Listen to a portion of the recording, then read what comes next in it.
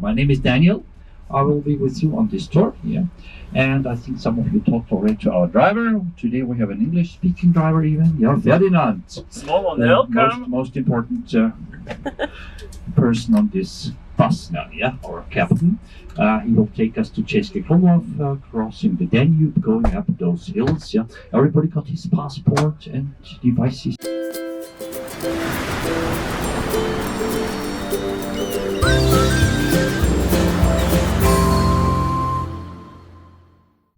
Also, the way coming back, there are different ways to go to Česky Krumlov, and we'll try to choose. I mean, we decided already to choose a very nice one going up the hill, and that will take us like, I guess like 1 hour 45 minutes or so. Depends. And over there, we are going to have a tour in the city of Česky Krumlov. There's colleagues of us waiting there, guides from Česky Krumlov. I'm from Austria, I'm an Austrian guide, and we do make sometimes also the guided tour in Česky Krumlov, but Avalon always tries to get the real local then over there. So in case I can also do it, but better to have someone from there. Having a city tour, then you got some time for walking around, having a Czech beer, or some food, some roast pork or so heavy stuff. Czech kitchen is very famous for its good meals. Many Austrians do make excursions to Česky Krumlov in order to have their beer and their roast pork or things like that. So if you are on a diet, actually you booked the wrong tour today. And then you got some time for yourself. We're going to meet again. I'll still point out the meeting point, tell you about how we'll meet again, and then we come back to the Danube. In the meanwhile, the ship is going downstream a little bit to Linz. Linz is quite a big city, more than 200,000 inhabitants. I came from Linz in the morning, so I'm from there, and we'll meet the ship in Linz. It's not too far from here, so driving by car from here would be like 20 minutes, 25 minutes. And arriving Linz in the late afternoon, like between 4 and 5 o'clock, I guess we'll meet the ship again. Möchtest du fragen, ob die Lautstärke passt? Ferdinand asks about the microphone. It's okay, loudness, too loud, too less. No, it's okay. If not, let me know. So just complain as soon as possible. If we arrive late, it's too late. Also temperature, but heating or air condition. Weather forecast, I don't really know about that. I know about it, but I know that it's changing every hour. So whenever you look at your phone at the weather forecast, it says something different. So I guess today it will be fine. Could be in the afternoon a little bit of rain. That's what they said. But I think you just entered Austria last night, your first day in Austria. The first thing to learn about Austria, never ever trust an Austrian weather forecast, So that is very unstable situation. Da fahren wir dann gleich links rauf nach St. Martin. Du willst gleich da links rauf? Genau, da links rauf. Okay, dann nehmen wir die Berge gestreckt. Genau. So we cross the Danube, we'll leave that plain. On the right hand side, that's quite the flat. You see a little bit plain there. There's important for growing vegetable. So there's a lot of farmers growing vegetable here. The past years, again and again, had problems with floodings. The last years we have more problems with low water of the Danube, but of course from time to time it could happen. And that plain was flooded in 2013. And so that could happen, and now we go quite steep up the hill. And as I said, it's a nice bus ride. We decided to take not the big roads, but a little bit countryside areas, crossing that northern part of Austria. It will be halfway about that we come to the Czech border. So the first part of our bus ride is Austria. Our second part will be the Czech Republic, taking a very small border station, border crossing a small road here.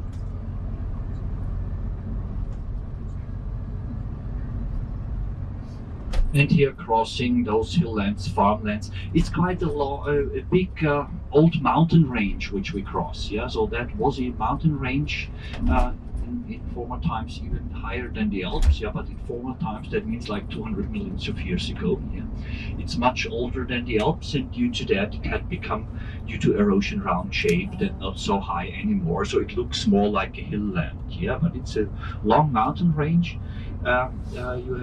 You crossed that area of Passau, yeah. So north of Passau also is hilllands. That's the extension of this, yeah. So that's the same hillland, and it will continue till the vineyards area, yeah. So if you then continue from Linz downstream direction Wachau, those vineyards areas again on that northern side of the Danube will be that same hillland. And granite stone land, yeah. So it's quite hard stones, rocks, and used to be in old times, that means like 100 years ago or so, that was quite a poor area, yeah, because difficult here farming, hilllands, cold climate, could be really cold here. You will see that we will always go up the hill, not too steep, and it doesn't seem too much mountain, but we are going to reach elevations of more than 800 or even 900 meters. That's almost 3,000 feet, yeah, a little bit less. That's what we are going to cross. And up there could be cold, yeah. People who are at home in the valley of the Danube, if they talk about this region here, about the climate, they would say they have 9 months of winter and 3 months of cold.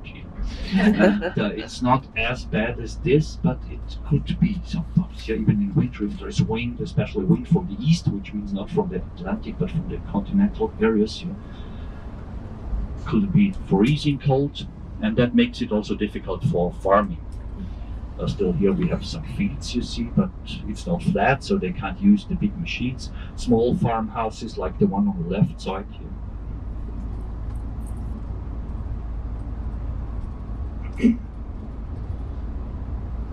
Isn't it beautiful?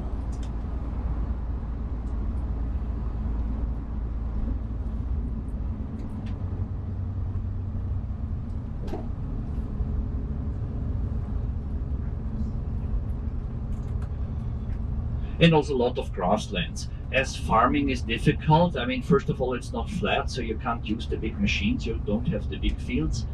Besides that, as I told, it's cold, so not any type of crops would grow in that quality as down there in the plains.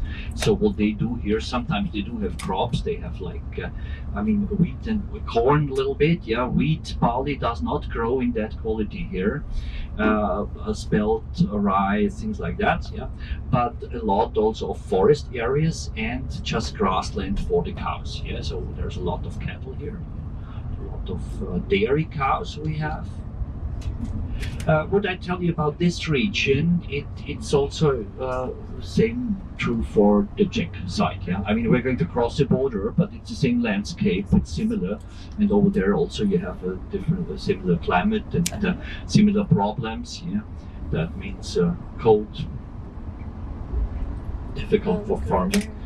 In Austria, the farmers are smaller. Yeah, that has to do, of course, with history. I mean, during the communist times, they had those huge common farms. Yeah, Austria always had the private farms, and for that, we still today farming in Czech Republic, going back to that old historical times, it's bigger farms than here. Yes. Here it's quite small farms, and the average farmhouse here in this region of Austria. We have to say here in this region, yeah, not south of the Danube, but here in those hilllands, normally they split their land. They have about 1/3 of forest areas, 1/3 of grasslands, 1/3 of fields where they grow some things. Yeah. And having some dairy cows maybe. We are actually a pork-eating region, yeah. So that's why I mentioned also the roast pork, yeah. So not only the Czech people, also the Austrians, yeah, we love our pork. We consume much more pork than beef. We do eat beef, but more pork. But in this area here, the farmers have more. That's more the beef production. Yeah, so cows and dairy cows. We have a lot of milk products. If you go to a local supermarket, you would find a big variety of cheese, of yogurt, of product of milk, yeah, so we need a lot of milk, and that is produced here.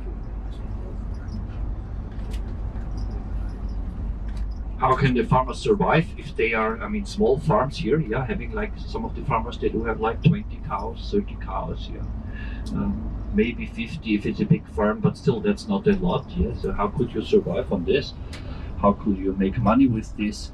Many of them, they try to produce special quality, yeah, so organic farming is very common, yeah, they have that organic milk, sell it, or even in Austria there's different labels. One is called the Heumilch, the hay milk, yeah, that means the cows are only fed grass and hay and not any fermented food out of the sow. And those farmers, I know one farmer, he produces that hay milk, and he says, well, it was always difficult before that, but now he can sell his milk for the double price, yeah, than the usual one. There's a market for that, and that's how even a small farmer could survive.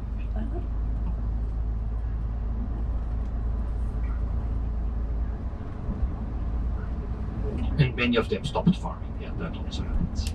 My wife, she's geradeaus bis zur Rohrbacher Straße. Wir kommen auf einem Kreisverkehr dort, wo die Straßen von Linz auf Rohrbach aufzukommen, und dort fast links dann Richtung Rohrbach. Ja.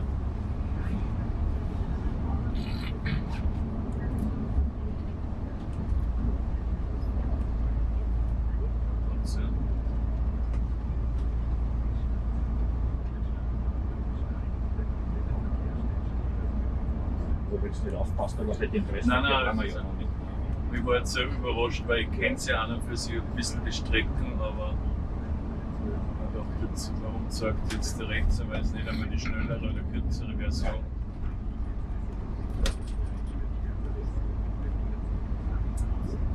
Typical farmhouse also on the left side, yes.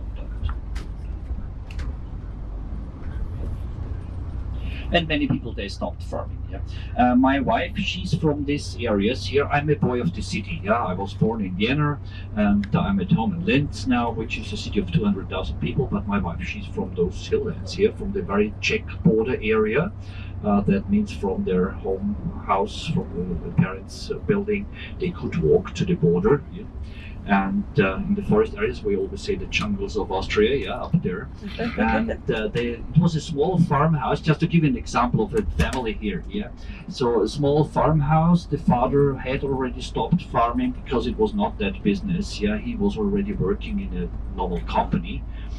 Besides that, still having his farmhouse, they had a couple of goats, they had a few sheep, yeah. I still remember a couple of years ago they had 4 sheep, yeah, which was just for the children to play, not really to make money with it, yeah. But always it was a dramatic situation if one of the young sheep had to be killed, and nobody wanted to eat it, of course, yeah. So it was drama in the family, so we stopped with that sheep. And they have, yeah, some vegetable garden, which is enough to make their own potatoes, just more for hobby than for business.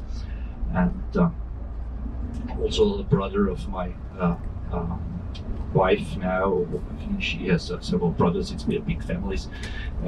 One is working with the police office, one is working with the roads authority, which is also difficult here in that area. That is a problem. Still, I'm going to talk to you about it when we come back to Linz. Linz is a city of industry. A lot of commuters going to Linz from here. Yeah. If you're born here in this area, you're born in a really beautiful, wonderful area, but there might be no work for you, because there is no companies. I mean, you might be lucky to get the job on the local gas station or the local supermarket, but it's not enough for everybody. So lots of those people here have to commute to the big cities, to the Valley of the Danube.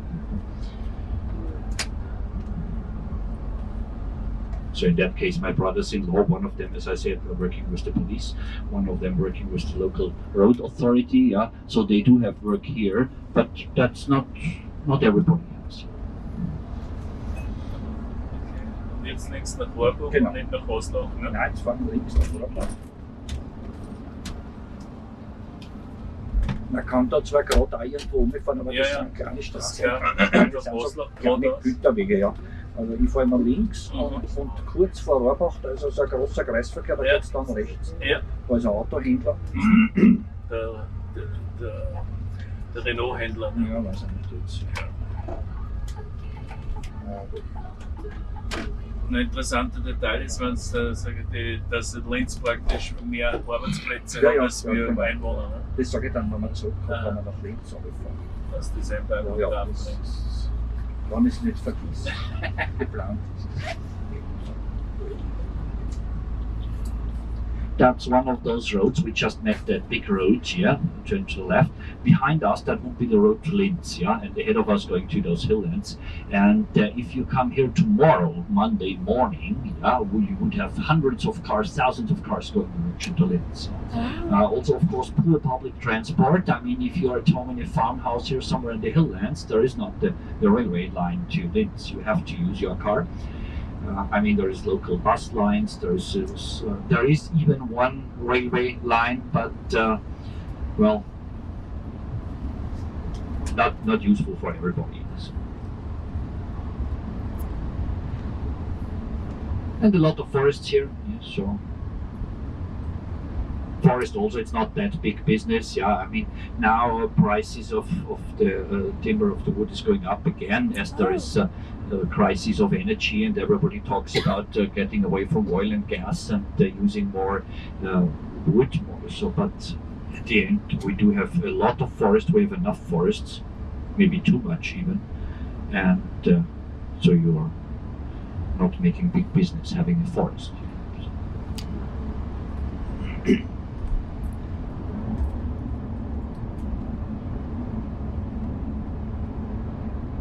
There is even laws that it is limited here, the territory you may use for forests, because many of the farmers would like to have more forests rather than fields, because the field is more work. Yeah, I mean, you have to, the forest, it would grow. Of course it is work, but not every day and not as much as a field. Yeah, but it's not allowed. Yeah, so there's limited. You have a certain quantity of forest does exist.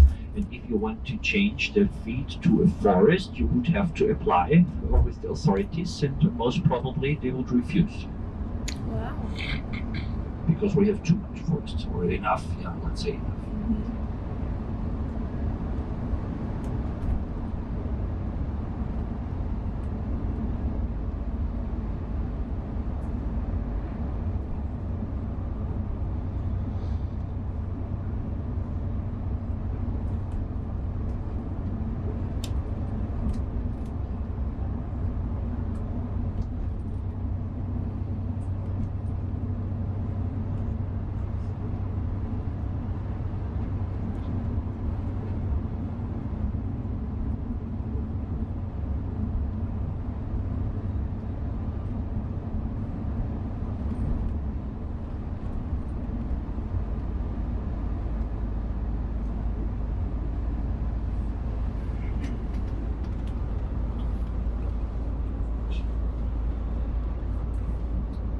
On the very right hand side, those hills, that's the Czech border. So we will then turn a little bit to the right and cross those hills, the dark hills on the right side. Yeah, so that is Czech Republic.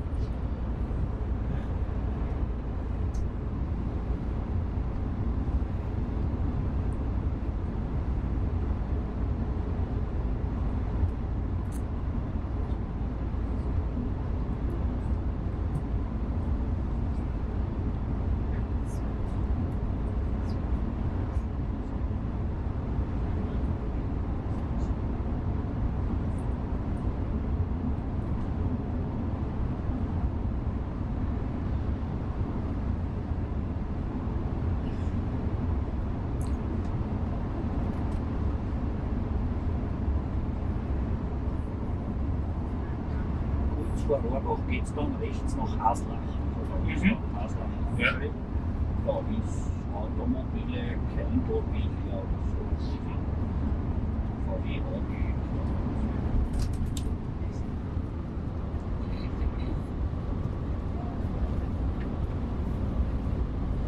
Ja, aber ganz interessant, dass solche Sachen, Anführungszeiten, wenn du einmal nicht die gewohnte Strecken fährst, dann ist auf einmal das neu, weil selber kommst du nicht auf die Idee, dass du mal andere Strecken fährst. Ne? Wir sind die öfter schon gefahren, das gefällt den Leuten, das sind wunderschöne Strecken, auch wenn es dann da, wo man dann rechts oben, wenn das Wetter schön ist, da hast du Fernblicke, da hast du wirst sehen, da hast du ihre Ausblicke, gefällt den Leuten wahnsinnig.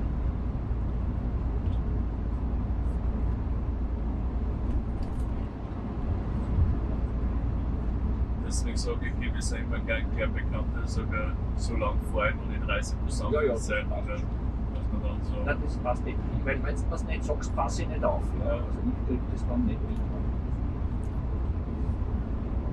Schlussendlich kommen wir an, weil das Navi bringt mich hin. Ne? Ja.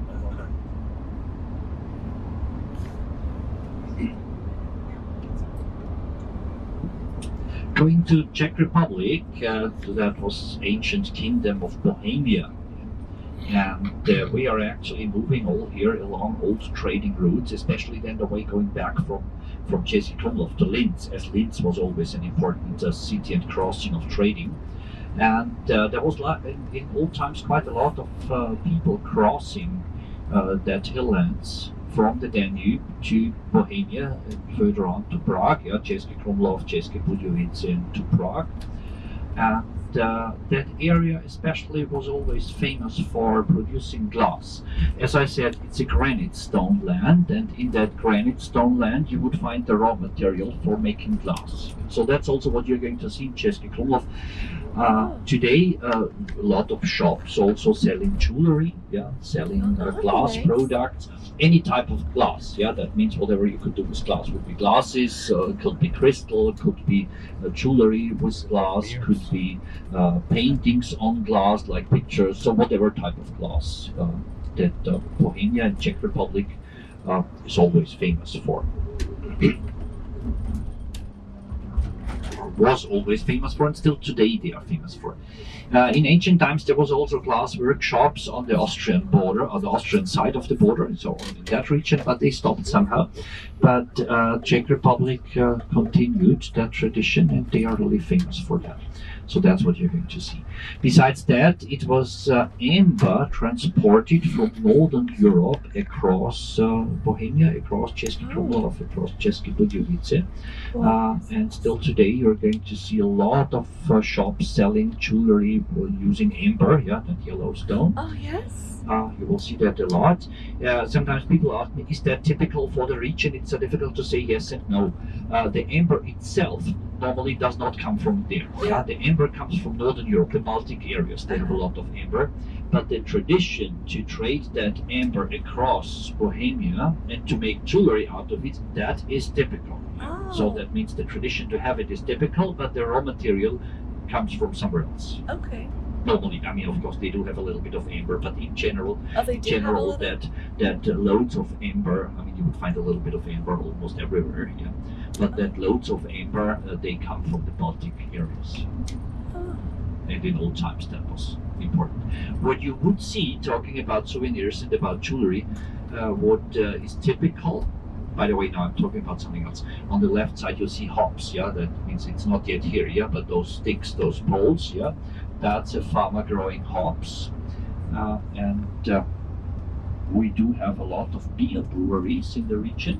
Also on the Austrian side, so there's quite a lot of microbreweries, really small ones. And they use the raw material, of course, from the region. And also Czech Republic is famous for its beer. So that's why I said have a Czech beer in your time after the city tour. There's a lot of breweries, and we love the Czech beer, we love the local beer, either here or on the other side of the border. We normally do not import beer, there's no need for that. We have enough really good beer in our region on both sides of the border.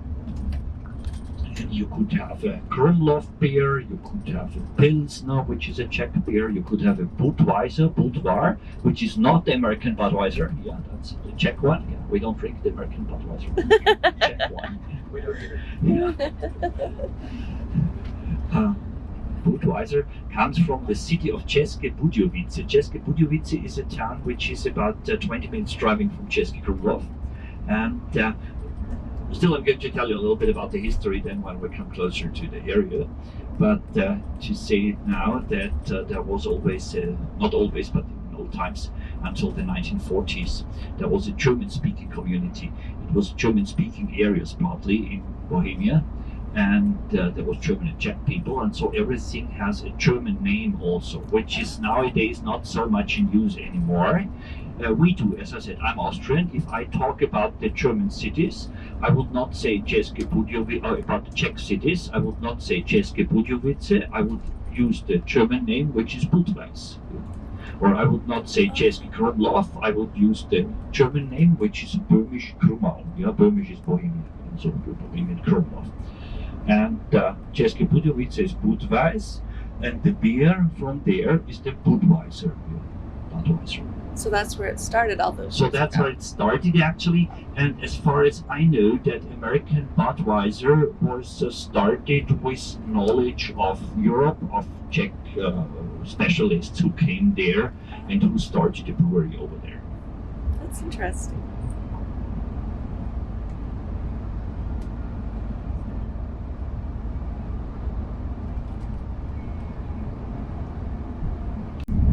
Yeah, so I was talking about, before we met at Hopsfield, I talked about the jewelry and about souvenirs you could buy there also. So I said that amber jewelry with glass, and then there is one thing which is unique. It's a black stone, a very dark green. It's so dark green that it looks almost black. Yeah, a stone called Voltavin. Yeah, Voltavin or Moldavit in German or English. Yeah, well, Voltavin would be the Czech name, and that is quite unique for the areas here. Millions of years ago, a big meteorite hit the Earth in today's Czech areas, and due to that impact, so it's not the meteorite itself, but due to the impact, a lot of stones and material and earth melted together, and out of it came that dark green blue thing. Yeah. There's a lot of it. Such things happened in different areas of the world, yeah. But in each area, a different color rose out of that because the soil is different, yeah. So for a very famous thing is, for example, that silica glass. Maybe you heard about that. That's in the Sahara areas, the border area of Egypt and Libya. Something similar happened. But as there is a lot of sand there, the stone which you have there is like sand color, yeah. And here in the Czech and Slovak areas, it is the very dark green Voltavin that you're going to see in all the jewelry shops, yeah. Okay. There's quite a lot of it, yeah, and so it exists a lot of it. That's why it's not so horribly expensive, actually. Oh, So that's nice. it's So you don't have to ask for it. They'll have lots of places with you it. will see it there's a lot of jewelry shops, and in the windows of the jewelry shops always they have it outside. Oh, okay. They have the Voltavin, they have the amber, and different other things, yeah, granites and so different other jewelry, but mainly amber and Voltavin. That's the two kinds of stones they mainly sell. Thanks.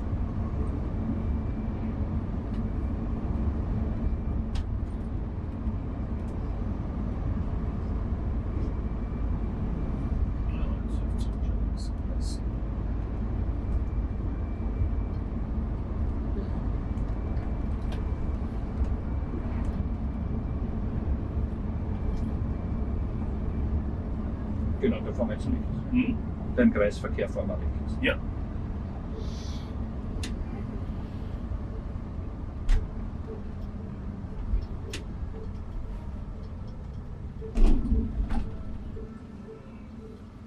Hausach. Richtung Hausach. Ja.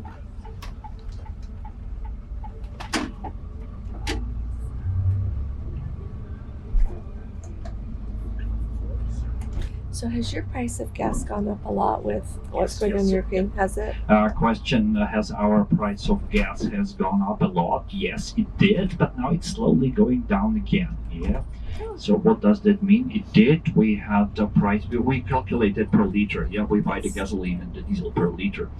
And that was always like €1.20, €1.10, something like that. And with that Ukraine crisis, it went up above €2. Yeah. So almost the double. Yeah. And now it's slowly going back again. So now it's like 150, 160. I mean, it's changing every day, and it depends also on the gas station. Yeah, I mean, if you fill up your tank on the highways, it's your own fault because that will be 20% more than on the countryside. Yeah. Free market, so they could Of change course. it. Yeah. So, And that's similar all over Europe. Yeah, that's similar all over Europe. So it's the same in Czech Republic or here. everywhere.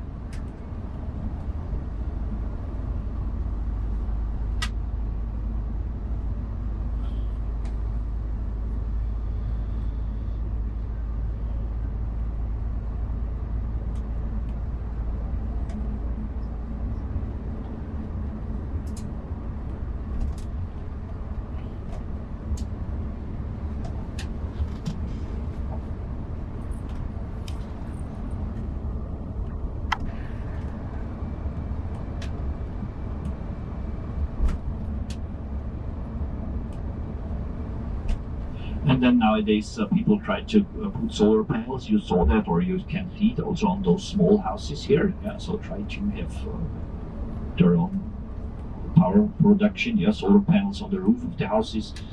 That had started already a long time ago, so it was even supported by the government.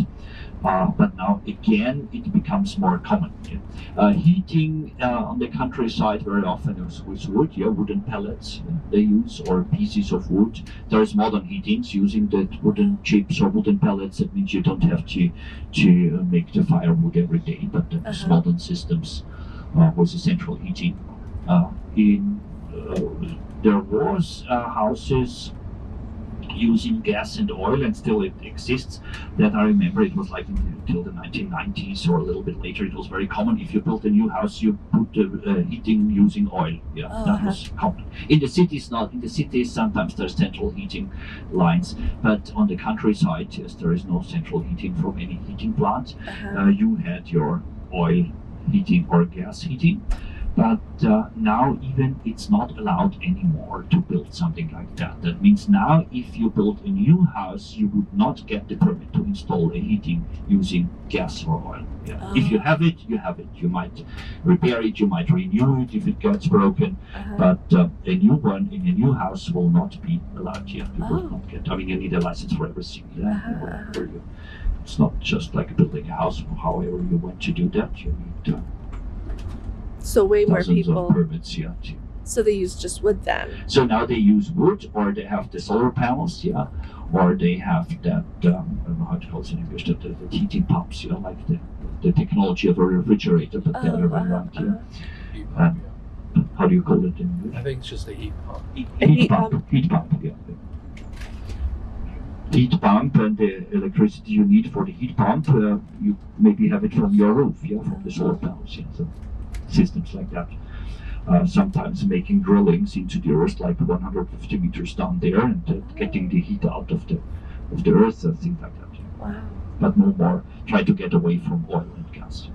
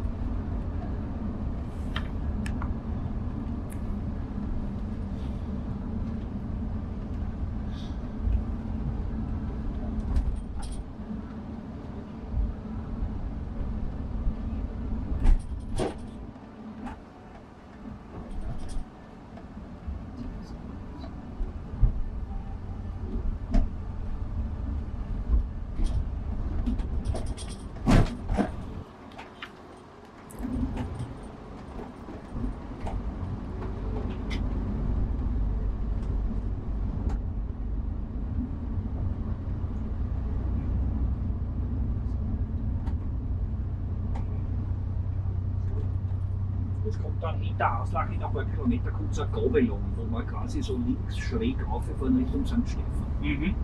Ja, Also geradeaus gegangen auf leeren Felden und das ist so ein richtiger so. Nicht links den Hügel auf, aber nicht im rechten Winkel, sondern so ja, ein paar Kilometer hinter. 1,5, glaube ich, sagt er. Ja.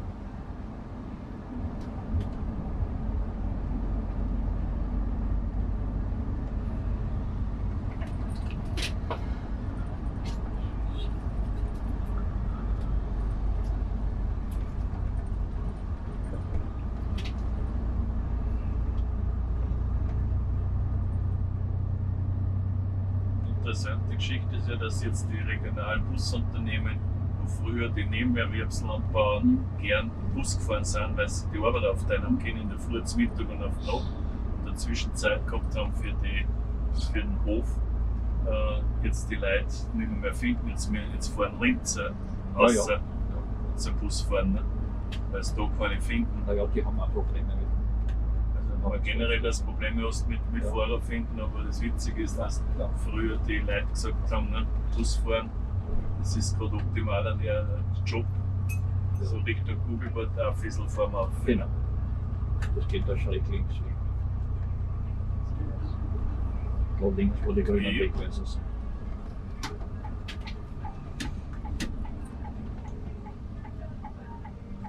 Und da müssen wir aufpassen, dass wir nicht vorbeifahren das ist nämlich eine ganz kleine Abzweigung auf Kugelwald, da bin ich schon vorbeifahren. Leicht zu übersehen.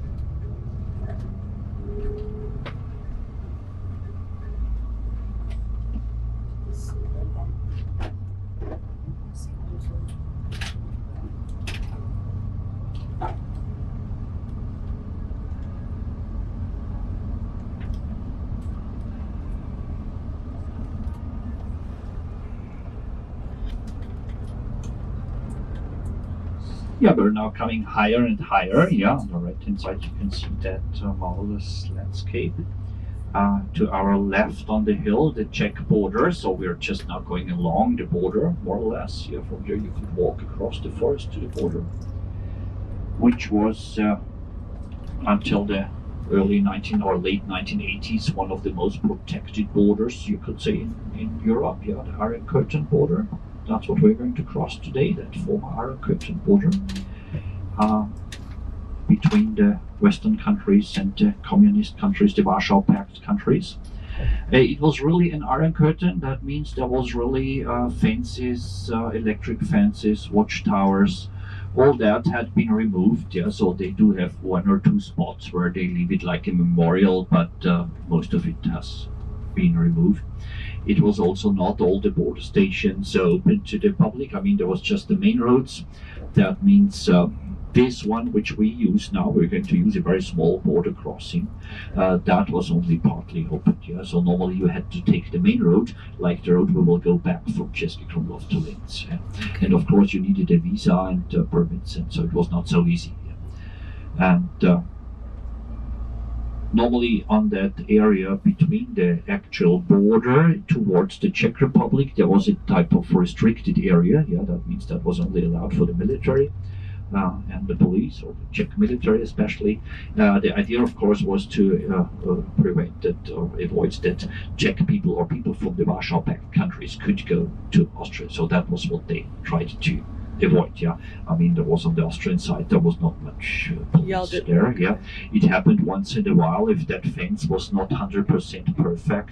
We again and again we had problems that Austrians walking through the forests looking for mushrooms. Yeah, so by mistake they crossed the border and then they were arrested by the Czech police, and of course nothing happened at the end, but it made diplomatic problems always. Yeah. There was signs, well, maybe we'll still see them, some of them are still there, signs telling Achtung Staatsgrenze, yeah, careful, that's the border of the country. And but from the Czech side, it was actually impossible to cross that border. Yeah? Quite a wide part of restricted area, and as I said, only military allowed that. There had been partly small villages and houses in that restricted area. They had been torn down, yeah, so they were removed. There are still some ruins in those forests where you have some old villages, and no one was allowed to be there.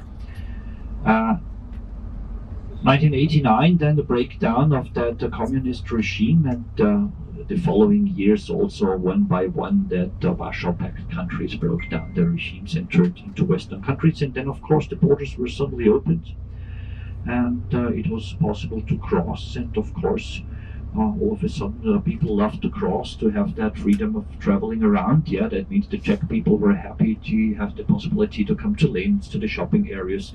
The Austrians were happy to make that excursions. What we do today is a typical excursion an Austrian could do. Yeah, that means in the morning go to Česky Krumlov, walk around, do a little bit of sightseeing, and then at the end go for some good lunch, yeah, some roast pork, some beer, shopping a little bit, because everything was very cheap there in the beginning. Still it's cheaper a little bit now, but not that much difference anymore.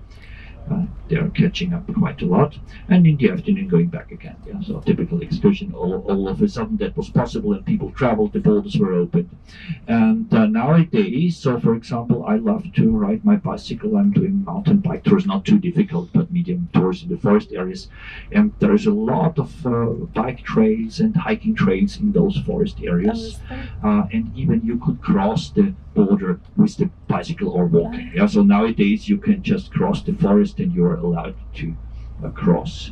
Of course, you have to have your documents with you. Yeah, so that's also what many people ask me. Why did they tell me I have to have my passport with me, and nobody? And at the end, you will see no one is going to ask you. Most probably there will not be even a policeman there. Yeah? Could be. But could be, and the law is that if crossing a border, even inside the Schengen countries, you have to have a document which is valid for crossing a border. That means a driving license is not enough. Yeah, I need for me ID card. I'm as Austrian, I'm a member of the European Union. I don't have to take the passport. The ID card would do, but some kind of document you have to have. Yeah.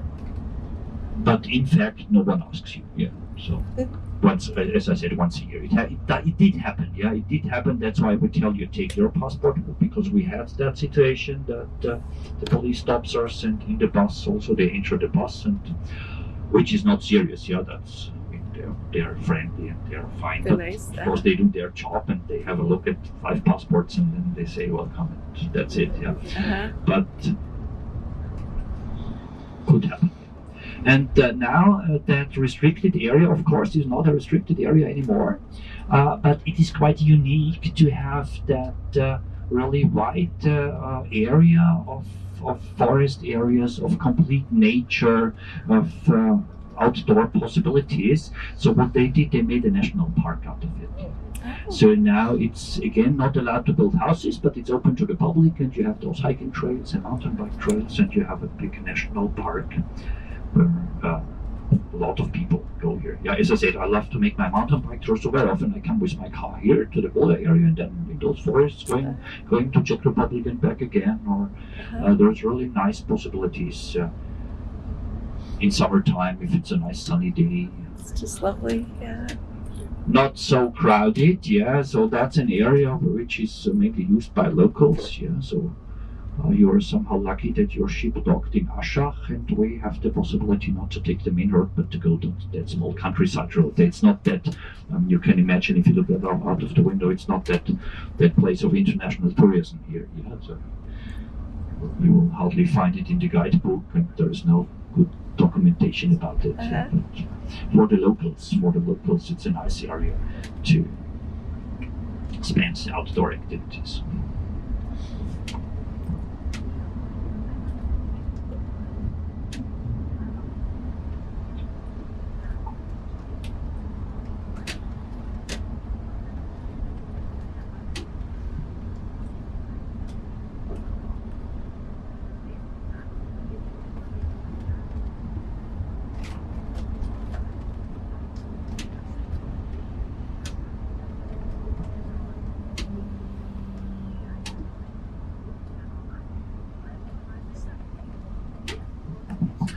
until the 1980s, that was really kind of the end of the road here, that area, because no one crossed the border, of course, and it was just a few people who are at home here, and no one else came to that areas here. So that was.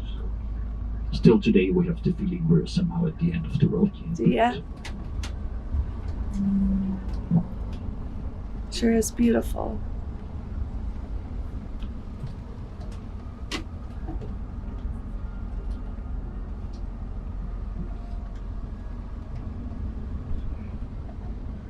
Das Romantik-Hotel, gell? Das ist nichts. Das Affisel, da waren wir zuerst schon, ja, da sind wir schon Zuerst vorbeigefahren, vor 2-3 Minuten, ja. Und vor uns ist ein Kugelwald-Hotel, da fährt man dann gleich hinter dem Hotel fährt man links. Mit Selbstabzweigung in 4 Kilometer. Ja, das kann sein. Da musst du nur schauen, dass du nicht vorbeifährst, weil das ist eine ganz kleine Abzweigung, das ist sicher nicht. Man tendiert dazu vorbeizufahren. Ja, ich kann mich erinnern, das letzte Mal bei der Roma Web ist gesagt, mit dem Mountainbike bin ich mal da den Nordwaldkammweg entlang gefahren, das war ganz cool. Schwemmkanal ist auch eine schöne Tour, kann man Schwemmkanal fahren. Wenn ich jetzt wieder einen rein mechanischen Antrieb habe, komme ich nicht mehr so oft auf. Das E-Mountainbike haben sie mir gestohlen, wenn ich da war. So.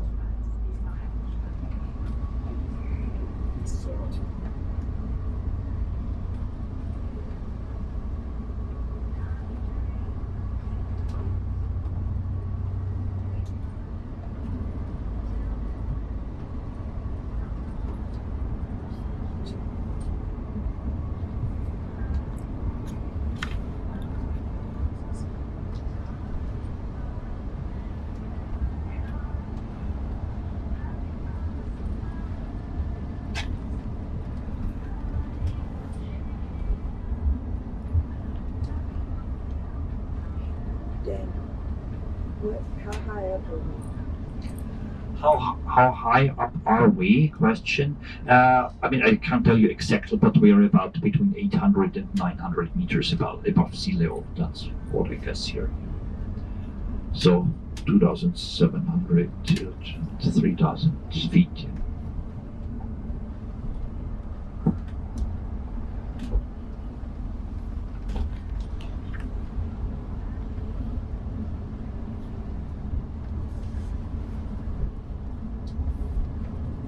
And that you would notice it in winter. Yeah, it's really cold. Sometimes it's wind here on those hills. Yeah, it's snow. If there is snow, it would stay longer than in the valleys of the Danube, of course. Yeah, so.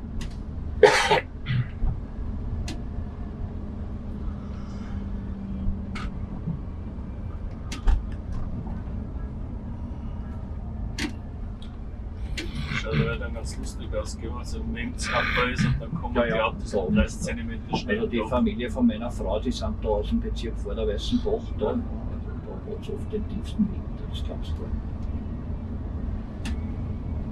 Ja, es fängt schon ab, gell? 3, 4, 5 Grad Unterschied hast du schnell mal beieinander. Da waren wir schon oft auf Besuch und dann kannst du auch da ausschaufeln, bevor du wieder heimfährst. So, da kommt jetzt eine Tafel dann links, Achtung, Staatsgrenze. Wann es noch steht, dass man langsam dort vorbeifährst, wo Ja. du gleich drauf hinweist. Ja, hinter uns ist der Doppelstock. Ach so. Ja.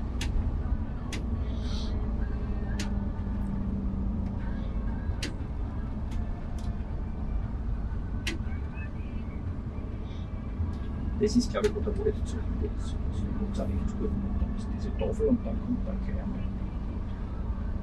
Ja, 1,3 Kilometer Zeit zum Machen. Kollege vokaliert.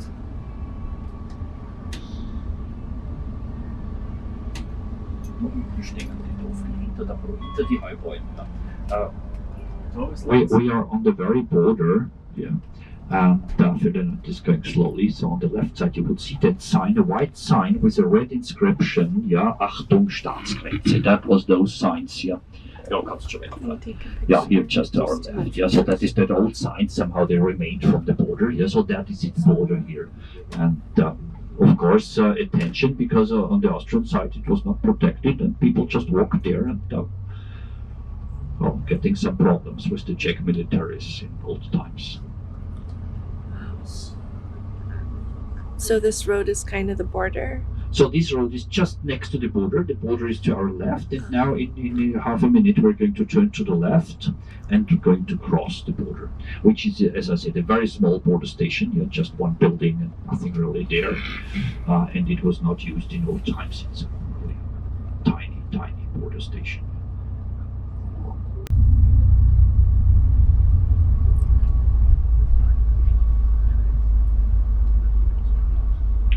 A big hotel on the left side, a famous, expensive hotel.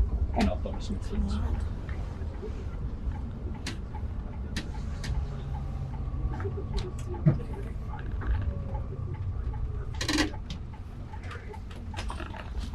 And that's now also more or less now we cross the border. Yeah.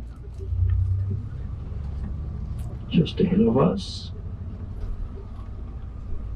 And there was those fences here along that grassland. Yeah, so that was all protected fences.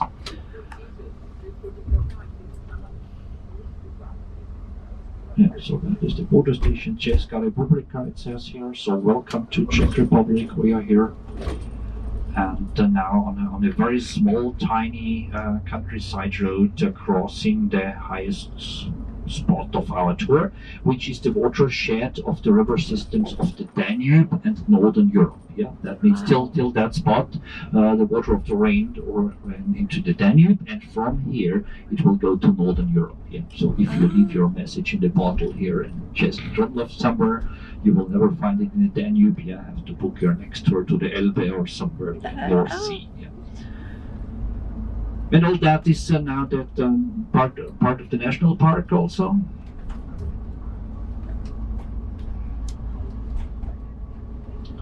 And we'll then go down the hill again on the other side. Come to a big lake.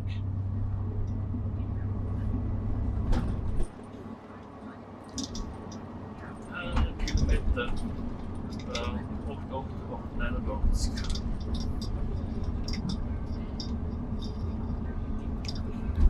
Also, jetzt weiß ich, was der Kollege gemacht hat. Also, der musst umstellen auf die andere. Nehmerkennzeichen umstellen, das habe ich jetzt Ja, übersehen. kannst du nicht stehen bleiben, ich hab nichts dagegen.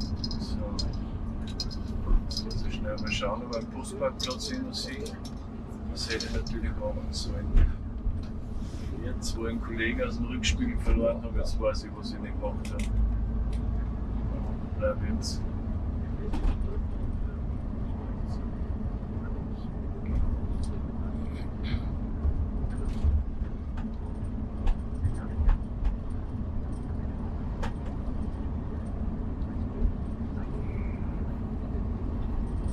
Es ist unten beim Stausee ist mehr Platz, aber kannst du auch müssen, würdest du sagen. Ich habe sogar den Busparkplatz Also nicht stehen stehen. gemacht. Das ist ja noch süß. Da lassen wir den Kollegen vorbei.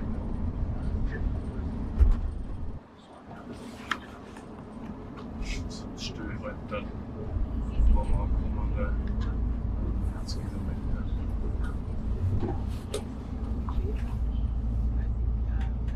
Weil wenn du da 5 Kilometer falsch hast, wird es nicht auffallen, schätze ich. Nein, also grundsätzlich, ich glaube nicht, dass jetzt auf das großartig. Manche bleiben gar nicht stehen, manche stehen gar nichts. Aber da kannst du halt so viele Wasser gestraft werden, dass du nicht falsch. Sonst stehe ich halt dann am Parkplatz an.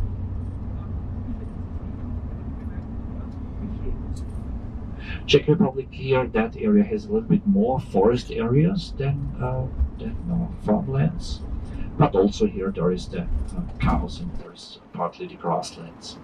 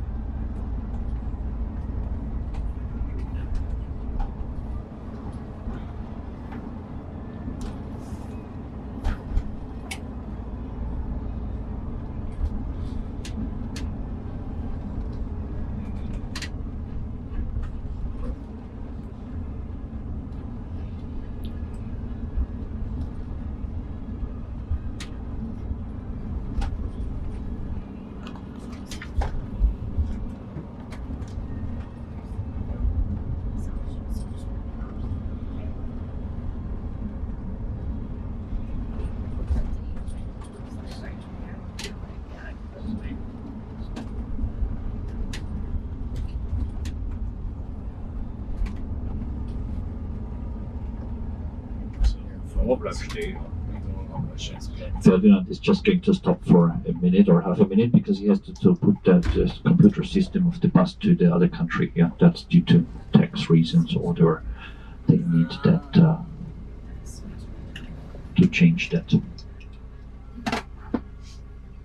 Ministry of Finances wants to know everything. No, Finland. Nichts auszuwählen, okay. Okay.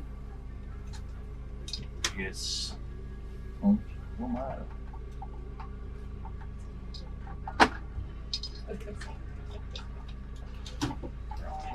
Done. Yeah. So now we're officially Czech Republic. Even was the bus.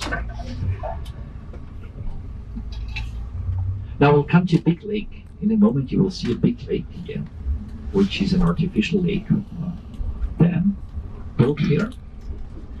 And we'll drive along that lake a little bit and then cross the dam.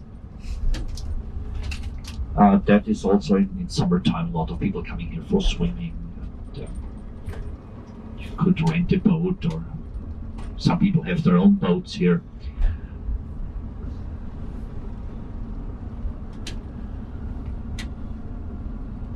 Fahren wir jetzt rechts am See entlang. Ja.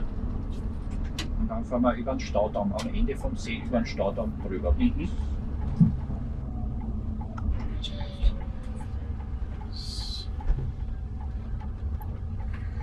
Ja, wir machen noch so wie auf meiner To-Do-Liste noch Runden um die Moldaustraße. A lot of hotels and also sometimes for sports activities, a lot of people visiting the area. Especially also the Czech people like to go outdoor activities.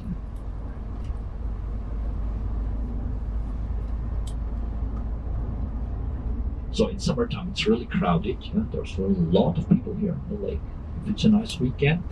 And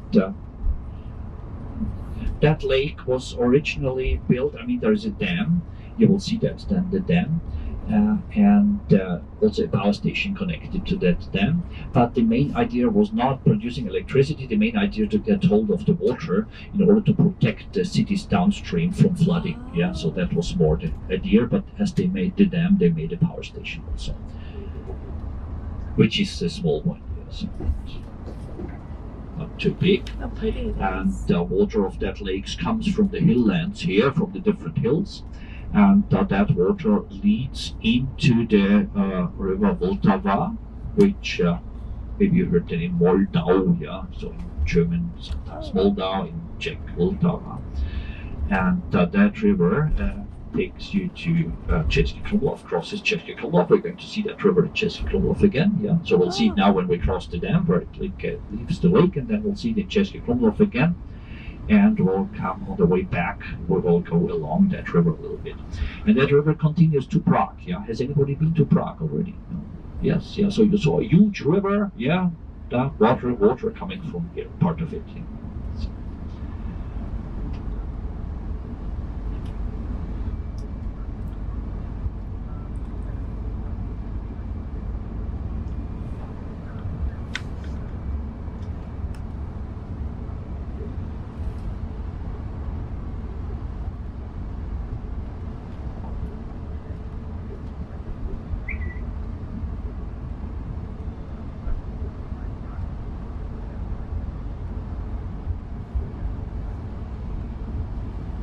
As we cross to Czech Republic, just to let you know about the money, in case you want to buy your beer or your roast pork or your amber jewelry, price would be written in Czech crowns, not in euro. Yeah, so there is a different currency here. Those who have been to Prague know it. Yeah, so Czech crowns.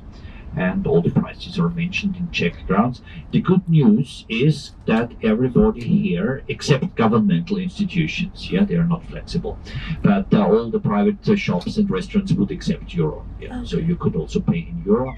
And just to know to let you know the rate, that you know how much that would be. If it mentions 100 crowns, how much is that?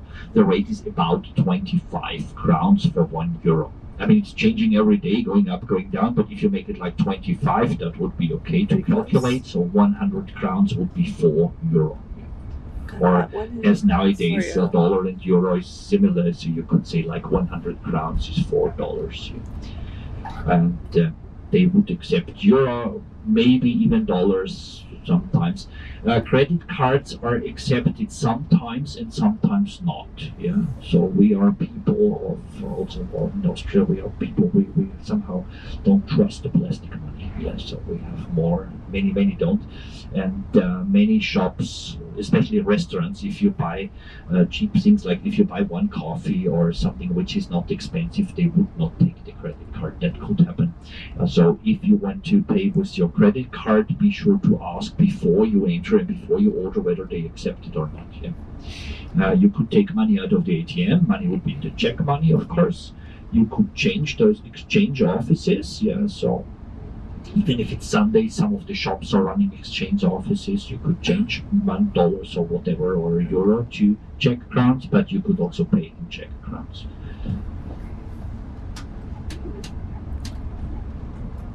Whether it's necessary to change or not, it's difficult to say. I mean, if you still go to Prague, or if you still on your tour through Europe, you visit Czech Republic like Prague, then it would make sense that you already get some crowns here. But if not, if it's just for this one day or half a day, it's not really worth, because that Czech crowns, well, what are you going to do with it at the end? Yeah. I mean, no one wants that. Difficult to change it back again. Yeah. So. Okay. Yeah, you can see here that's the dam, so the lake on the left side, and on the right hand side that small river coming out of the lake, and that river leads. I mean, in front of us there is a small hill.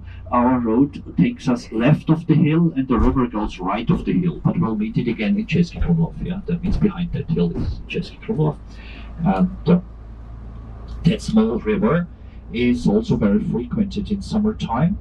We'll see the river when we come back. We'll go drive along the river a little bit, and it's very common to rent a rafting boat or canoe, and you could go downstream the river. Yeah, so there are small rapids and swirls, and for if you're not used to rafting, it will be an adventure. If you're used, it's easy. Yeah, so it's so that everybody could make it, but of course a little bit adventure. And there's a lot of companies renting those boats and even providing a shuttle service. That means you park your car here, you take the boat, go downstream, and the shuttle service takes you back to your car again. So there's a lot of people in summertime here. And also at the lake, you will see the next small town we crossed. There's a lot of hotels and a lot of public swimming areas, guest houses, private run bed and breakfast places. If you see the inscription pension somewhere, yeah, you would pronounce it pension, but we say pension. That is a private run bed and breakfast place. Yeah, you would see that very often on the houses.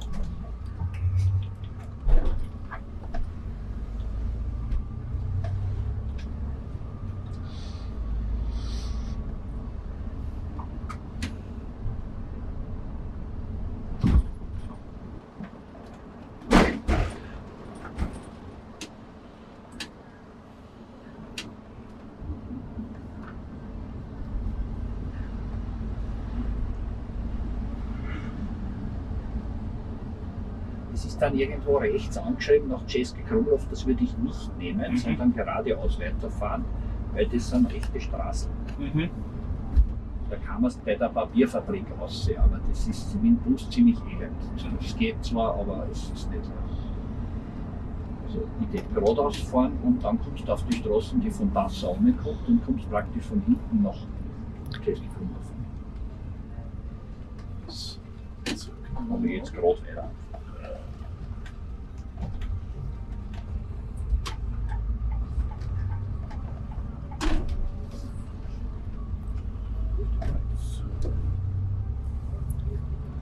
Er sagt es so an, glaube ich. Er fährt immer am See entlang. Nein, er biegt rechts an. Ja, genau, da praktisch da auf dem Punkt, da muss ich noch geradeaus weiter bis zur gelb markierten Straße. Genau.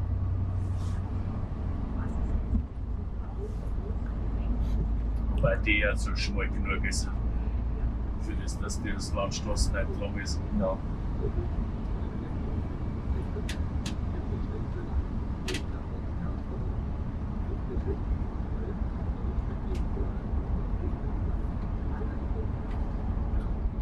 Weil die andere ist wirklich schmal. Also die ist echt schmal. Also Ja. wenn du dann entgegenkommt. Ja, aber so den Schiss habe ich nicht mehr davor wie früher, weil wie gesagt, Ja. nachdem ich dann vor 2 Jahren Timmesjoch gefahren bin, täglich, Ja. da auf der italienischen Seite, da war es auch teilweise so. Und der zweite LKW gekommen ist, dann war es.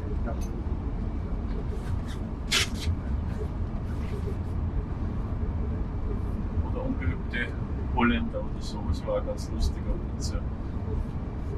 Da waren alle 10 Jahre mal an der Bergstraße Sicht.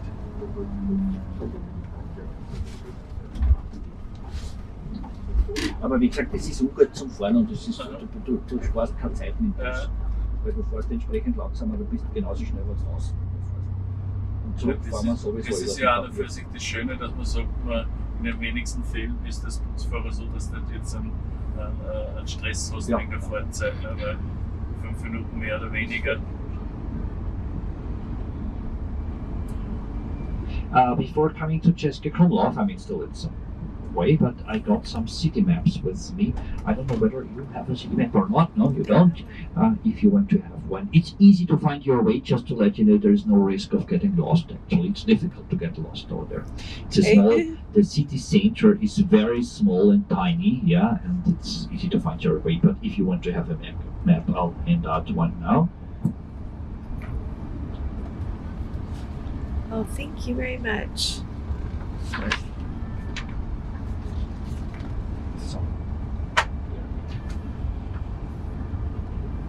That's cool.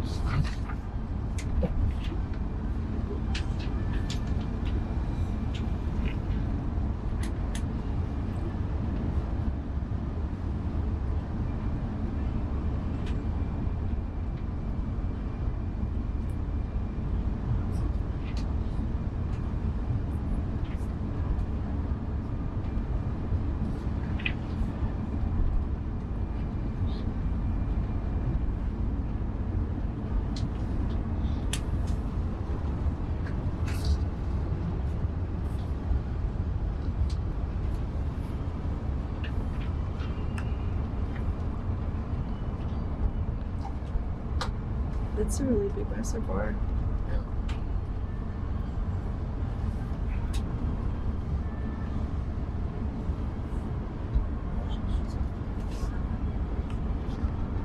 city center is like surrounded by the river. It's almost an island here, and that is where we are going to walk around.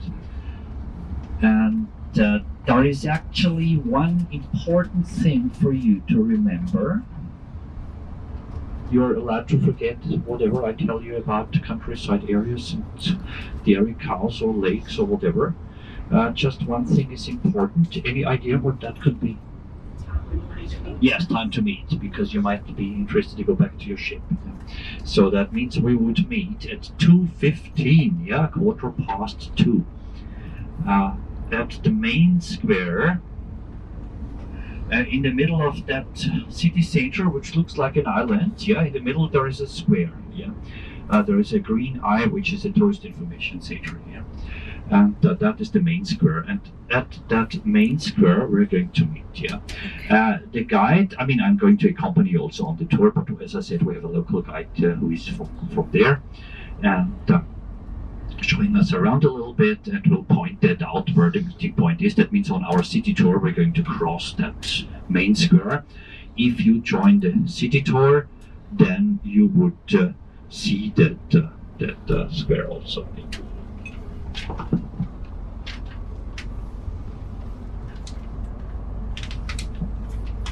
Feel free to join the city tour or not to join the city tour. Yeah, I mean, it's your holiday. You can choose whatever. If you want to accompany us, we would show you around in the city, and still you have enough time for yourself to run around. It's a small city area. There would be no rush. Yeah, so you have time. But if you prefer to go immediately for your beer, we're not angry. But please come to the meeting point. Yeah. Okay. It might be difficult for me to count whether everybody's there, yeah, because the other groups also coming and we don't know. I don't expect too many guests now, yeah. So end of March still is not too many people in town.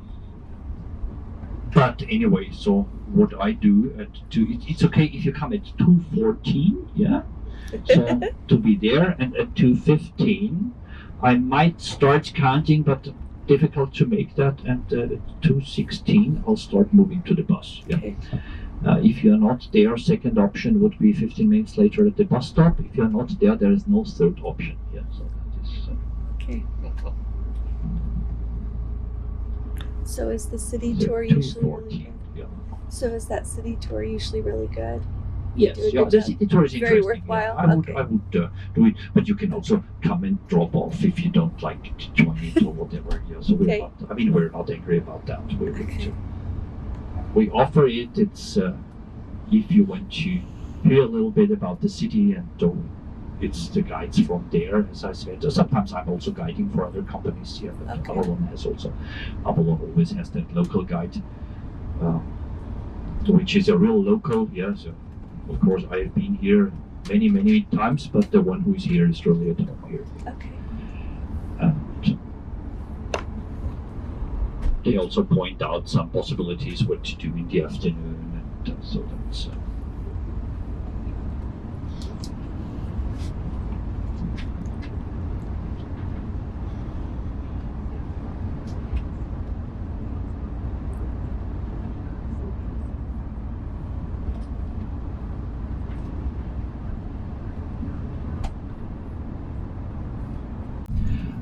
I mentioned Czech Republic, yeah, and I talked about that communist times, Warsaw Pact countries. Local guide is going to give you information about that city, but I would maybe now try to give you a short overview, just a very basic of that history of that area. Yeah? Sometimes it's confusing. Sometimes in old books you would read Czechoslovakia. Yeah, what is that? Now you have Czech Republic and Bohemia. Yeah, so in ancient times and old times, we have to say that this was an old kingdom of Bohemia with the kings in Prague. On the other hand, also we should say that Prague is far away, and that in that forest areas here you had local dynasties, local families who had really the power. Yeah, so especially Česky Krumlov, you're going to hear over there again and again the name of the Rosenberg family. Yeah, that was a mighty family who started building the first castle in Česky Krumlov, who was kind of ruling there. And of course it was part of the kingdom of Bohemia, but as I said, Bohemia was far away. Yeah, so that was that. All right. They were quite powerful, also rich, made a lot of money due to trading, and then finally became part of the Habsburg Empire in the 16th century. You're still going to Vienna. In Vienna, my colleagues are going to tell you a lot about that Habsburg family. Yeah, that was the dynasty who ruled, you could say, Central and Eastern Europe for hundreds of years. And the 16th century also, that part of Bohemia was made part of the Habsburg Empire. And so finally, then, now I skip some part. I'll make it very basic, yeah, not to make it too confusing, because my colleagues in Vienna are going to tell you too much about the Habsburg family, I'm sure. And finally, it happened that all those many countries ruled by the dynasty of the Habsburgs were not really happy with that and dreamed of their independence. Yeah, I mean, people here were not happy of having an emperor in Prague, in Vienna, to tell them what to do. Yeah, they felt like Czech people and not like Austrians. And that huge empire, that Habsburg Empire, by the time beginning of 20th century, covered today's Austria, today's Czech Republic, today's Slovakia, Hungary, Slovenia, Croatia, other parts of Romania, even small part of Ukraine, northern parts of Italy. All that was ruled by the emperors. Yeah, and a lot of regions tried to have their independence, and so did the Czech people. But they said that together with the Slovak people, we might be stronger. We might be more successful to get our own country if we fight together with the Slovak people. So that was Czech and Slovak together, even having a government in exile. And then what happened? The World War I came. Yeah. And World War I was lost by the Habsburg Empire, and that was the breakdown of that monarchy, and that huge empire split into pieces. Yeah. That means with the peace treaties of World War I, many new countries came out of that Habsburg Empire. Yeah. Northern parts of Italy were made part of Italy, Southeastern Europe was made Yugoslavia, which nowadays is split in different countries after the 1990s war. Yeah. And Hungary became completely independent. It had always a kind of special status inside the monarchy, but still the crown was owned by the Austrians. And a new country was established, the Republic of Czechoslovakia. So that was, you could say, due to the peace treaties of World War I, today's map of that region, yeah, also the fact that Austria is such a small country and the fact that Czechoslovakia existed, that was made with the peace treaties of World War I. So then I'm going to skip again some time. I already mentioned there was quite a big German community here. There was German settlers already since the 18th, 19th century, farmers settling here, having farms. And Hitler came to power in Germany, and he dreamed of his huge German empire, and he also dreamed of having those Czech areas, yeah, those German-speaking Czech areas. Yeah. He made quite a lot of pressure. That was still before World War II.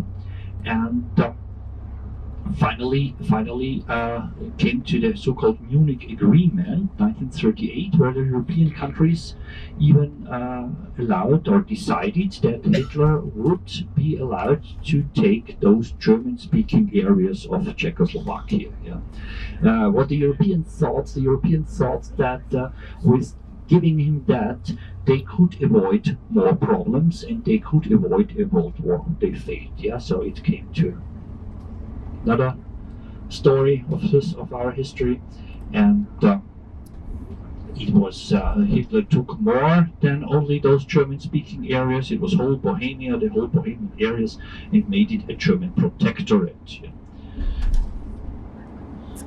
That means it was not part of Germany; it was a German protectorate. And well, again, the Czech people, or Czechoslovak people, Czech and Slovak people fighting for their independence. As Hitler lost the war, again, that Republic of Czechoslovakia was established. What we have to say that during the Nazi times, during the Hitler times, he wanted to make it a 100% German-speaking area, and all the Czech locals, all the Czech people were kicked out of the country. Yeah. They lost their land, they lost their houses, everything was taken away from them. They had to leave. And what happened then in the 1940s after the war, when the Czech people came back, it happened the other way around. Yeah. That means they came back and they kicked out the Germans. Yeah. So everybody had to leave. That is creating discussions between the countries sometimes until today. Yeah. That's that Sudeten German problem. Yeah, maybe you heard about that. The Sudeten German, Sudeten Deutsche. Sudeten is a hill range north of Bohemia. Yeah, okay. That's named after that hills, and it was the Germans in that Sudeten area. In fact, we call all those Bohemian Germans Sudeten Germans, even if the Sudeten mountains are not here. Anyway, and those Sudeten Germans, they had to leave the area. Yeah. And not only those who came during the Nazi times, but also those whose family had been here ever since. Yeah, that means families who had been here since the 19th century. Yeah, wow. Had to leave everything, and it was made 100% Czech area. Yeah. Communist Party became important. Influence of Soviet Union was quite big, and so somehow that Czechoslovakia disappeared behind the Iron Curtain, and for us behind, yeah, so that means became part of the Warsaw Pact countries. Until the late 1980s. That was like 89, and the following years, one by one, the communist countries, the communist regimes in Europe broke down. Not only in Europe, also Soviet Union, and the wall in Germany was torn down. So that was those years between 89 and 92. Here we had it 89, that end of the communist regime, and modern Western style regime, I could say, was established. Yeah, Republic of Czechoslovakia. Still, it was Czechoslovakia. Yeah. And just a few years later, 1993, they decided that they felt like two different people. Yeah, so it was also like the Slovak people not really happy that the capital was Prague, which is a Czech capital, and somehow they decided to split in two countries. And since 1993, we have those two countries, Czech Republic and Republic of Slovakia. That was a peaceful thing. That means there was no fighting, there was no war. It was, of course, difficult discussions. It was not easy, but it was not fighting, no military action. Yeah, and now they have a peaceful traditional relationship. Yeah, peaceful relationships. The two countries now, Czech Republic and Czechoslovakia. So that was in general the overview, just that you know if the local guy talks to you about something that you know how that fits to the history.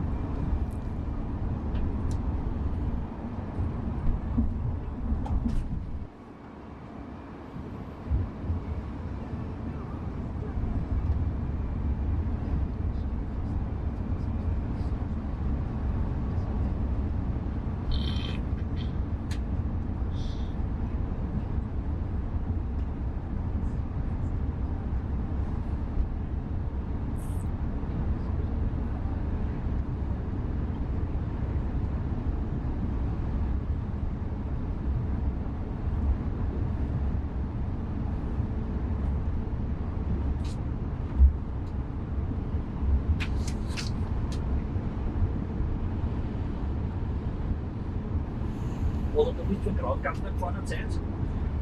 Nur einen Monat voriges Jahr. Ich bin vorzeitig von dem Beat-Distrikt weggegangen. Saisonende eben wegen der Geschichte, weil er glaubt hat, man darf sich mit den Leuten nicht unterhalten und muss sozusagen so unauffällig wie möglich auf dem Bus sein. Das wollte ich nicht. Und dann habe ich einen Krautgarten angefangen und habe mit einem vereinbart gehabt, dass ich in Winterpause mache und Reisebusfahrer bin. Und während der Probezeit oder vor allem gemeint, ja, er hat nichts anderes, er würde mich auf der Linie brauchen. Und dann habe ich gesagt, nein, Linie fahre ich nicht. Und habe wieder gekündigt, beziehungsweise ja, in der Probezeit haben wir nicht viel tun müssen.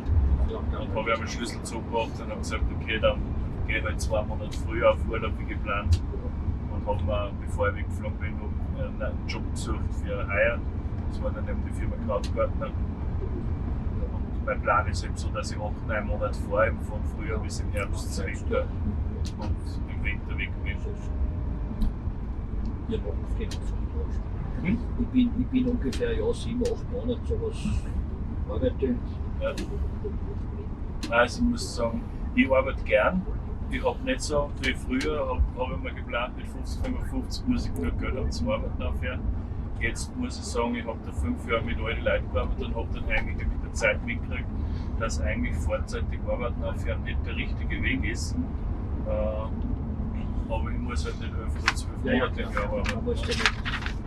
So gesehen, hätte man nicht. Wir arbeiten geblockt, wir sind selbstständig, ich bin selbstständig. Okay. Ich schaue halt, dass ich meine Verträge kriege für irgendwelche Touren. Und ich arbeite sehr viel und dafür habe ich sehr viel frei. Ja. Ja, bei mir besteht eigentlich das ganze Leben momentan aus Reisen, ne? Weil entweder ich bin beruflich unterwegs oder ich bin privat unterwegs. Daheim bin ich eigentlich nur zum Umziehen und zum Schlafen gelegentlich. Yeah, so it's not far to Czechky Krumlov. Will soon arrive. To let you know about our plans, so we'll stop. There's a bus drop off where we stop. Please take whatever you need for the whole tour, because it's not a bus parking, it's a bus drop off. That means Ferdinand is going to disappear and we do not have access to the bus in the meanwhile till the afternoon. Yeah?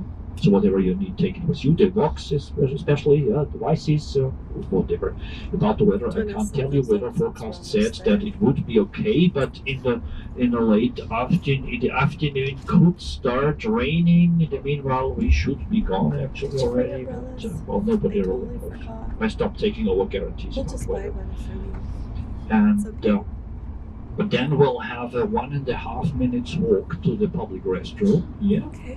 We'll have a stop over there. This one, the first one, is free of charge. Yeah, so they have a lot of restrooms. And we'll meet our local guide over there. And then if you want to join the tour, you're most welcome here with the local guide. We'll have a city tour.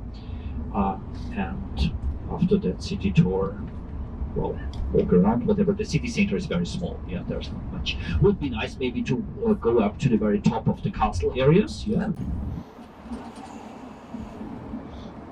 Müssen wir schauen, dass wir am Parkplatz nicht vorbeifahren, weil der ist jetzt natürlich von der anderen Seite. Und jetzt erst wahrscheinlich der Parkplatz, wo wir Der aufstehen. Fußparkplatz auf der linken Seite und dann ist der andere Parkplatz auf der rechten Seite. Da brauchst du dann deinen QR-Code.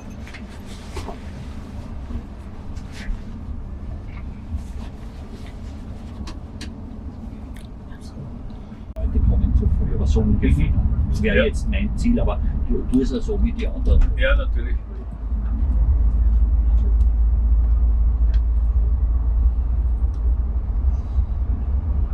Mal schauen. Das ist auch ein bisschen, mal schauen, jetzt sind auch neue Kollegen für mich. Ne? Ja. Da müssen wir zusammensitzen, zum Tratschen, Informationen austauschen, aber ich nutze ganz gerne die Zeit, dass ich selber wenn ich zum Spazieren gehe. Ja. Klar, das kannst du, aber da hast du es nicht weit, du gehst 10 Minuten noch mehr bis zu der Stadt. Der Fußparkplatz ist zwar ein bisschen heraus, aber weit ist es. Ja, einmal war ich schon da. Wie gesagt, eben in Krautgarten voriges Jahr bin ich einmal hergekommen. Die haben übrigens da über die bergige Strecken drüber geschickt, da durch die Enge Achso. Naja, wir fahren durch die Enge zurück. Also vielleicht am Fluss entlang, wenn du das meinst. Direkt am Fluss entlang, wo die Bahn immer im Weg sind. Das war da bei Frimburg, glaube ich, was da, wo man da rechts abzweigen können. Die habe ich jetzt im Kopf gehabt, die was da gefahren sind. Weil nein, wir fahren durch Rosenberg zurück, was auch, ich sage einmal, jetzt geht's, aber du hast im Sommer, wenn so dann sehr viele so Kleinbusse unterwegs mit Anhängern, mit diesen Schiffen, mit diesen Booten, mit diesen Schlauchbooten. Und die fahren wie die Henker und die Straße ist jetzt schon mit Gegenverkehr, aber es ist für uns, die Bäume stehen sehr knapp, ja. Also wenn du jetzt knapp zufährst, hast du keinen Spiegel mehr. So. Und kein gescheites Bankett. Es ist sehr viel Verkehr, es ist nicht gut. Aber dafür kannst du nicht langsam fahren. ja. Wir haben ja Zeit. Ja, dann speziell beim Zugfahren, wenn man 4 Stunden später ankommt, ist auch kein Beinbruch. Im Gegenteil, wir haben viel zu viel Zeit. So.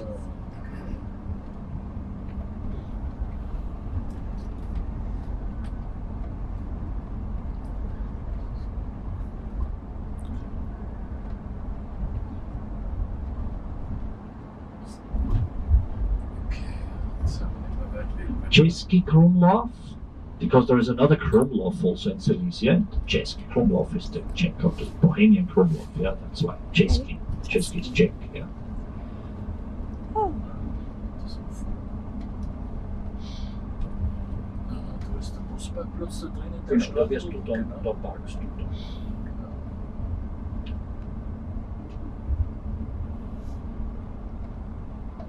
So. Schau, da fahre ich gerade eine da.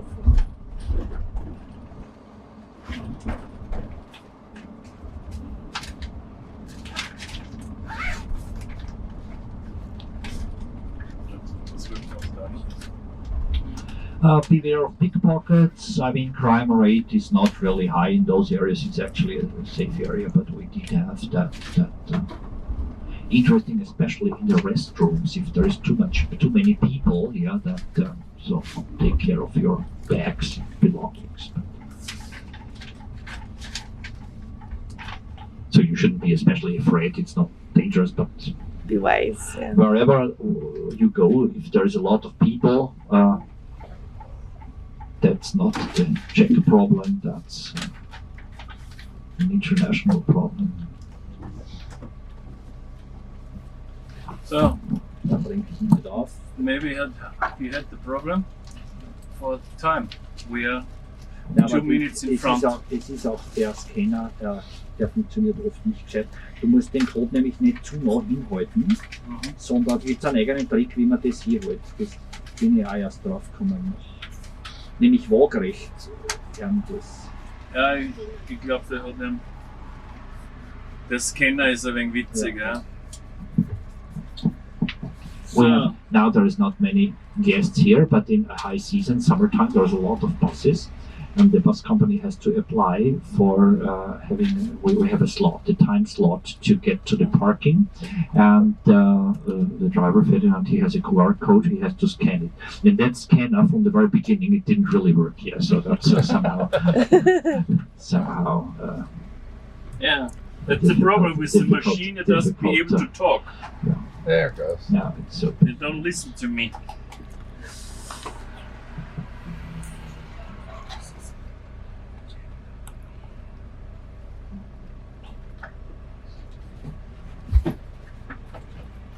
That's things we very often face. That things don't work. On the other hand, sometimes we're proud of or happy of being not as perfect as our German neighbors.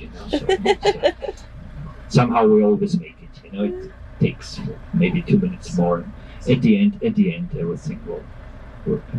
Ah, wo ist denn der Doppelstock gekommen? Der Jetzt ist er jetzt, weg, der aber- ist jetzt doch über das kleine Straße gefahren wahrscheinlich. Der ist irgendwie anders gefahren. Scheint so, ja.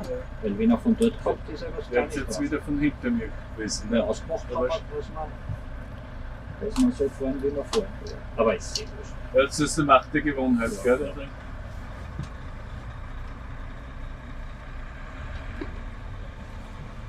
Schauen wir mal, ob ich das besser hinkriege.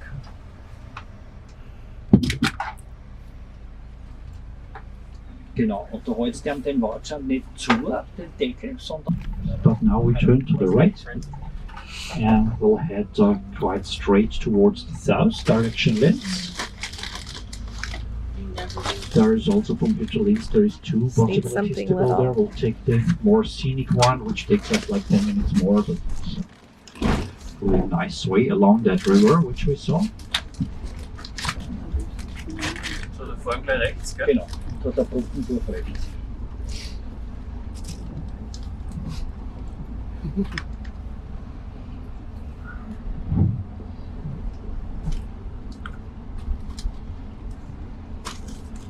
So, jetzt sind da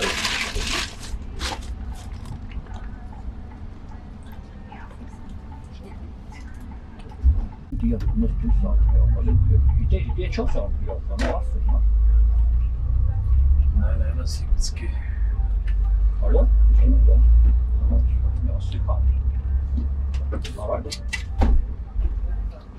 Also wir fahren jetzt über Freistadt.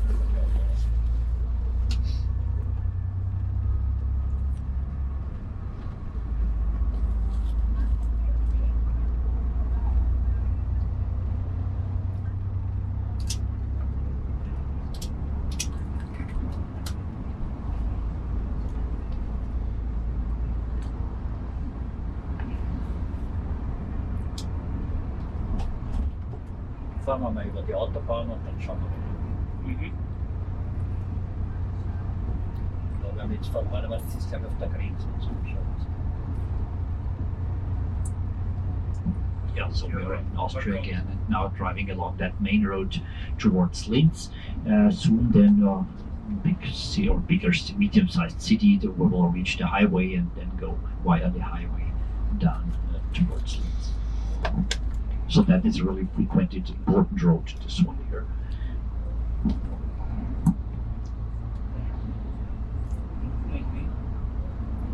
Weil Aber rein bei theoretisch. Freistadt kannst du über Bad. Ja. Aber er sagt, er fährt über die Autobahn, dann fahren wir 6 Minuten, sagt er, über Zeitunterschied.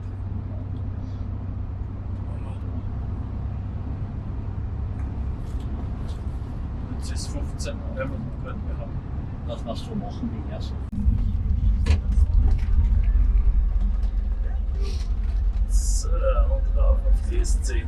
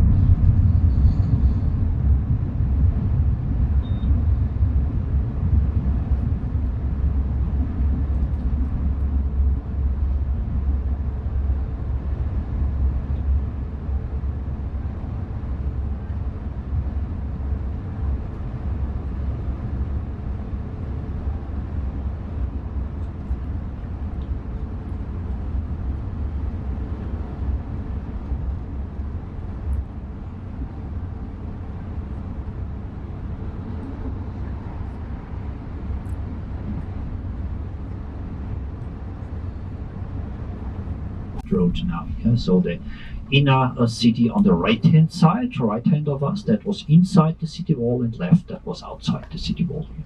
So if that traffic light switches to green, then we will see that on the right hand side there is a church, which is the old parish church of Linz.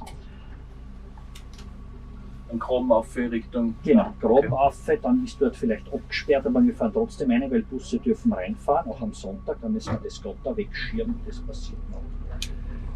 Here on the right hand side, parish church, which dates back, the first church here was built in the 13th century. I mean, there is nothing left from the 13th century, but some parts of it, maybe some foundation walls.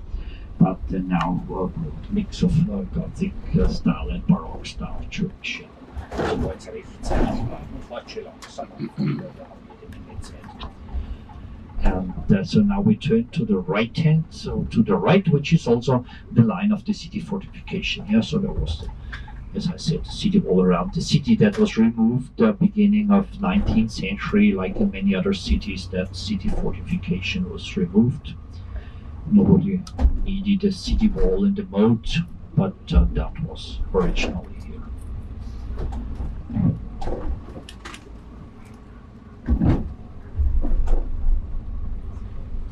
Now, next traffic light, we're going to cross our shopping road. Yeah, in case you once want to get rid of all your money, that will be the place to do it. Not today because it's Sunday and we have very strict opening hours. If you look to the left, shopping road, and look to the right, that will be direction to the main square.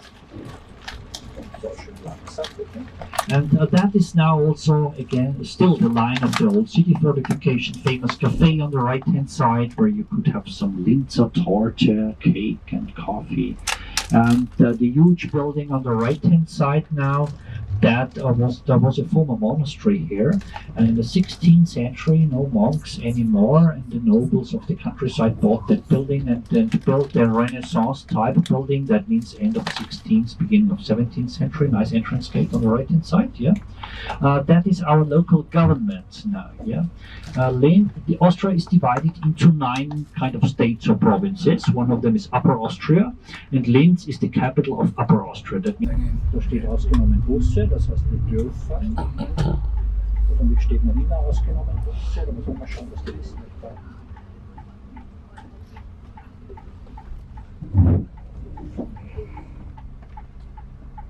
Ich habe jetzt zweimal gesehen, das Busse, aber ich hoffe. Yeah, so now we cross that line of city fortification. That means entering the inner city. And now on the next crossing, you should first of all look to the left, which is the pedestrian areas, the old city center, and to the right, which is the main entrance gate to that government building. So that means now left, pedestrian areas, and right, nice entrance gate, Renaissance type gate, 16th century gate to the local government of Upper Austria.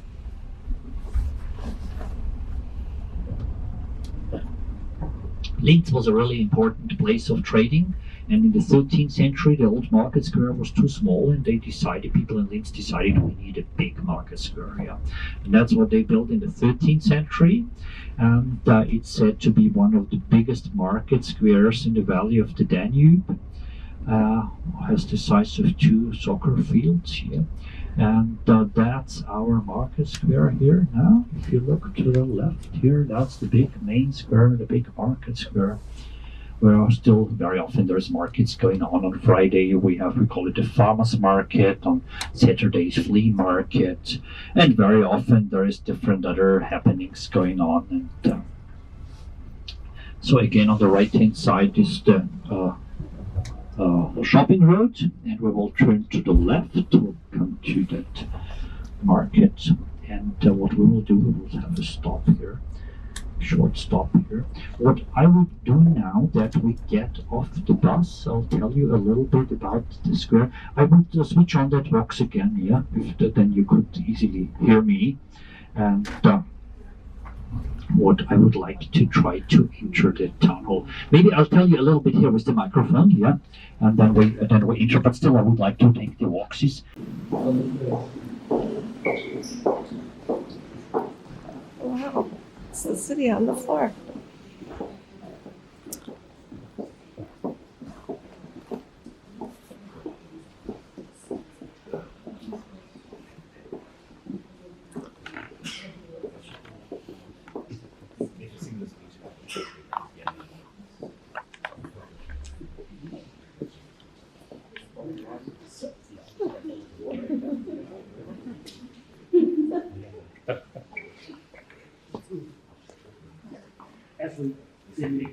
Later he came back and he wanted to build a kind of leader city, so-called Führerstadt, leader city, with huge monuments on both sides of the Danube. And those 2 buildings, which are on the very end, will now go in between those 2 buildings. Kannst du eigentlich schon fahren? Ja. Okay. Bei der Ampel rechts abbiegen, schön langsam da durchfahren. The other buildings, that's a typical old main square. That means foundation walls from the 15th, 16th century. But those 2 buildings here on the very end, to the right and to the left, They are from 1940 to 1942, and that was the beginning of the Leader City. Then the war came, bombing came, and that so-called Leader City was never finished and completed. But those two buildings, we are now in a moment just in between them. You will also see them from the ship very good. Yeah, if you go a few steps outside, you can perfectly see it even better from the other side. So that is the Leader City. Yeah. And also, as I said, the steel industry was originally started by Hitler here. The idea was to have, of course, a production for raw steel, which he needed for his weapons. On the second thing was, it was far away from the borders of the Allies. That means it was quite safe. In Linz, there was no bombing till 1944. Yeah, only the last year of the war, when the Allies had air bases in Italy, they could reach the area. Yeah. Before that, they were too far away. And besides that, it was just in the middle between the ore mountains of Austria, in today's Styria, and the coal in Czech areas in Poland. Yeah, so it was and along next to the Danube. That means you have the ships, the cargo ships. Yeah, so that was the perfect place for the Hermann Göring work. Yeah, so we come now. We are lucky your ship is here. Yeah, they made it. And now have a look to the very left, that modern building on the other side of the Danube. Yeah, there's a modern building there, which is Ars Electronica Center. Yeah, Ars Electronica, that I would say is a society which made Linz really famous in Austria and in Central Europe. Dealing with electronic things, yeah, that means they are specialists in electronics. One example, they were the first ones to make it possible to fly 100 drones at the same time. Yeah, a swarm of drones, maybe you saw something like that. And still today they are leaders in that technology. And many different other things they developed. They have a museum here, they have a company here selling things, they have a festival where once a year specialists from all over the world come together and discuss newest ideas. The main idea of Ars Electronica is not so much to make business, but the main idea was to have a look at how does newest technology affect society. Yeah, so what positive and negative effects are there. And they have a museum over there. And that's really an important place. And on the left side, Lentos Museum of Modern Arts.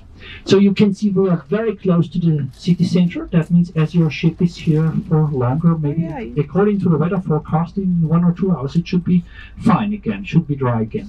Then you could just have a walk to the city center. What you actually have to do, if it's dark, go to the upper deck and have a look at those modern buildings. Yeah, Lentos and Ars Electronica are lit in different colors. Lentos is either pink or blue, the whole building. For Ars Electronica, 2 colors is boring. It has to be more. Yeah, that's lit with 38,000 LEDs, and they can make any color and any design. So we don't know what it will be tonight yet. That you have to do. Yeah. So that's the end of our tour here. First of all, I would like to say thanks to our driver, to Ferdinand, for taking us to Czech Republic. And thanks to you for coming with us. It was my first full day tour this season. Yeah, I had some small city work, but now season starts. Yeah, so thank you for coming. Wish you a nice evening, nice afternoon, and come back again. Yeah, okay. Okay. Excuse me. That was our bus for today. So we're just going to get back on. So here we go. How are you? Hi there.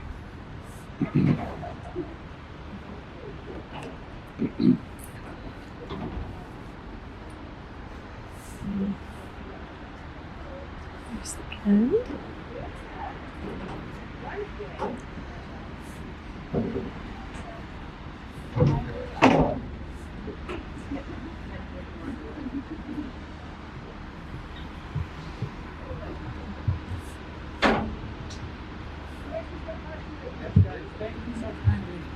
We're caught in the traffic jam there.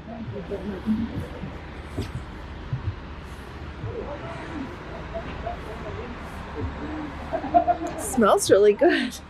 It smells like garlic. Something yummy.